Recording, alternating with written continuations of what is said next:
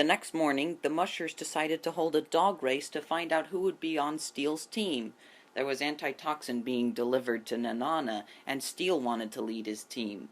All the dogs lined up at the starting line as Jenna, Sylvie, and Dixie watched. Just look at him. He's gonna save the entire town. He's positively magnesium. It's not exactly a one-dog show, Dixie. They're racing to see who's going to be on the dog-sled team. What's with you, Jenna? Steele's a genuine hero. But did you give him a sniff? That's because Jenna is running with Balto. She was seen in the boiler room the other night with Balto, and they went in together and they left together. And I heard it all from a very reliable source, and don't bother to deny it. Well, then I won't. I'm speechless. On the other side of the track, Balto was eagerly anticipating the race, while Boris wobbled along a fence and right onto a window.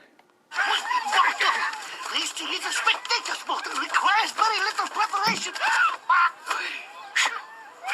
You sit, you arrange refreshments. You like potato chip? Boris tossed the chip into his mouth, but then a bubble popped out. He looked at the box of chips he was eating from and realized they were soap flakes. I'm not watching the race. I'm running it. You said what? Hey, look, I'm gonna help Rosie get better. I can get that medicine through. First of all, get it through your head that they wouldn't put you in a sled team even if you did win, which won't happen, and if it did, it wouldn't matter. Boris, did you ever think maybe you're the reason the other geese fly south? If only your feet were as fast as your mouth. Hey! They're starting. Wish me luck. Luck? I don't wish you luck! I wish you sense! Good luck, kiddo. So Balto stalked into the race, undetected, right between Nicky and Caltag. Balto! Whoa, what are you, nuts? Steele gets you out here. He's turning into kibble. Let us let the half-dog run. It will be fun making him eat our snow. So the starter pistol went off. The dogs charged. Jenna and Dixie saw Balto in the race.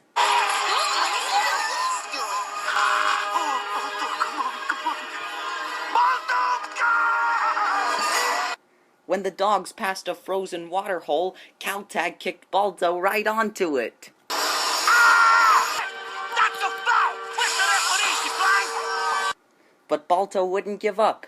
He ran to a line of poles and straight back to the snow. Go! Then the wolf dog ran through a maze of shipwrecked boats to pass the other dogs up. Balto, where are you going? That's the long way. Balto, get back in the race!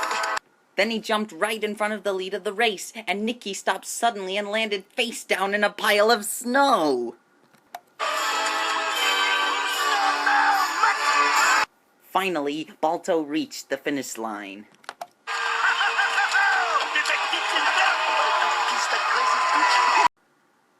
Then Balto turned to Steele, who was walking past him. Okay, Nicky, Caltag, start moving. We're strapping up. Hey now, just a second here, Steele. I was the fastest dog. You were the fastest. What? Do you honestly think any musher would ever put you on his team? You're even more mixed up than I thought. Steele, it doesn't matter who's on the team. As long as the medicine gets through, stop being such a glory hound. You're 100% right, Jen. I wasn't thinking about those children. The important thing here is to get the medicine through, and that's just what I'm going to do. And when I come back, I'm going to fold you 5 ways and leave you for a cat toy. Steele's musher called for the winner of the race, and the black glory hound pinned down Balto's paw to make him growl and bare his teeth. So our poor wolf dog was disqualified. Steele and his team set off to get antitoxin in Nanana. But when they did get the medicine, they became lost in a snowstorm, even though Steele didn't like to admit it. When the dog council back at Nome heard the news from their leader, a Saint Bernard named Doc, they were shocked. It's terrible, my friends. Just terrible. Steele and his team are lost. No.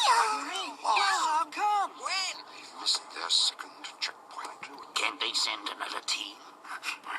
It's too dangerous for us and our men. What about them little ones? The medicine won't be here in time. We're going to lose them. Balto had been listening outside. He decided to go find the lost sled team, so he ran back to his boat home and told his friend Boris Gusanov. At first, the Russian snow goose thought the wolf dog was joking. Balto, please, don't go crazy on me now. This is foolishness. You will die like a dog. Oh, no offense. You will be frozen stiff by morning. When you are big frozen stiff statue named Balto, don't come running to me. Now, you're gonna love this. Remember the two polar bear cubs named Muck and Luck who always call Boris their uncle? Well, when Boris was on a frozen stiff river, Muck and Luck just happened to slide down and come crashing into him, and Luck asked Boris where Balto was going. He's going into freezing coldness to find a dog he doesn't like to bring medicine back to a town that doesn't like him. Oh no! I'm beginning to understand the bear. Yes, Ken, Bears, dogs. Realizing his friend still didn't understand, Balto chomped down on Boris's head and dragged him to the hospital window, where he released him and looked at the inside, where Rosie lay in bed, coughing. No brains at all. Might as well be talking to you. When Boris saw the poor little girl, he finally changed his mind. So, let's go get the medicine. Wait a minute. Now you're coming? Spending days in bitter cold, facing wild animals, risking death from exposure. It's like holiday in old country. We're going on holiday.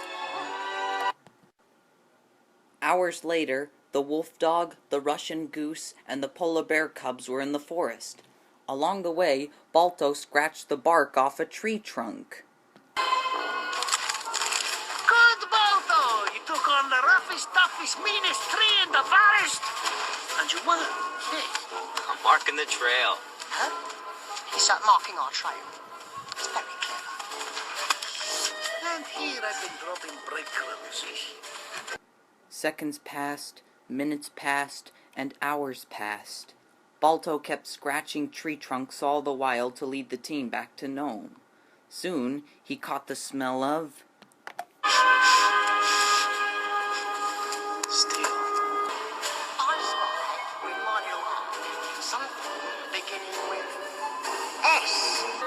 Hey, bears! Come on. Steel and his team pass this way. Boy, is he lost. Soon Luck and Muck started to have a snowball fight. Sometimes they hit their Uncle Boris. Brilliant, right on the beak. What a bullseye. That did it. Who did that?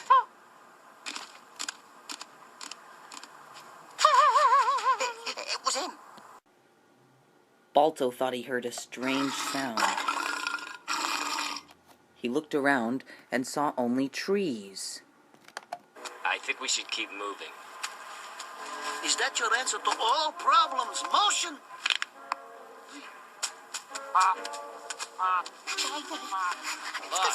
Mark, come on, let's get going. Come on, boys. Let's go, boys. Faster, boys. Easy to say for a guy with 4 legs. Suddenly, a giant grizzly bear charged out from a pile of trees. Frightened, Boris, Muck, and Luck jumped back. Balto, who saw what was happening, jumped on the bear's back, biting and scratching wildly. But the bear managed to shake the wolf dog off its back and was about to kill him with a swipe of its big paw when suddenly a red husky jumped out of nowhere and bit the bear's paw. With the bear busy, Balto ran onto a giant frozen pond, but the giant monster saw him and threw Jenna off its snout. Then it followed Balto onto the pond, but the ice cracked beneath the beast. It fell into the freezing ice water. But the cracks formed a circle around Balto, and he fell through the cracks and into the water too. The ice sealed off the opening, so Muck and Luck jumped and made their own opening.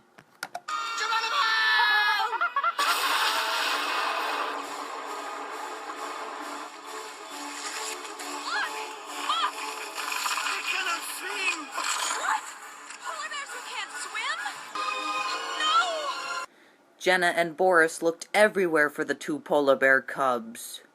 Where are they? I don't see them. Then all of a sudden, there was a rumbling noise near the edge of the pond.